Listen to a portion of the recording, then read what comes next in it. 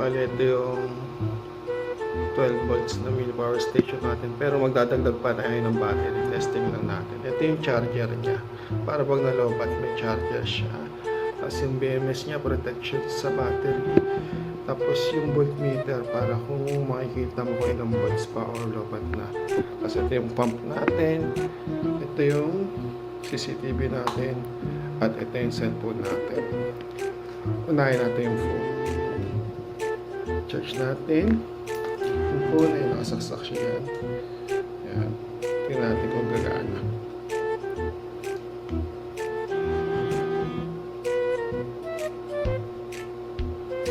Ayan, gumana. Nag-charge kaso sira lang yung phone.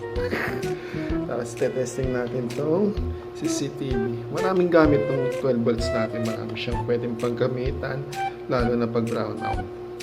Pwede siya sa router din. Ayan, tingnan natin kung gagana. Ayan, ito yung wire niya. Asaksak dyan. No, gumagana.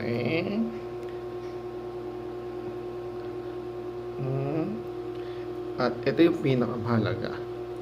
Diba? Napagana natin yung charger ng cellphone, yung CCTV, at yung pump. Ito yung air pump. Ayan, ito yung nakakunik yan dyan. Tapos dyan. Tapos dun sa battery. Yan, sa battery. Yan, nakakunik yan. Ayan. Itong pump na to, sira na to.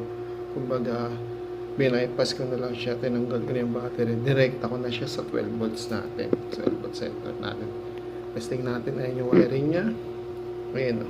Nakakunik yan dyan. Papin natin. Ayan o. Diba? Gumagana siya. Ito yung mahalaga.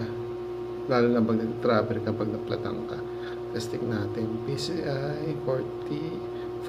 Pwede na yung 45. Testing natin kung gagana. Gumagana. Itong mini power station natin, pwede natin itong pan-travel. Pwede rin sa ilaw na 12 volts, tsaka electric pan na 12 volts. Paldo to, paldo.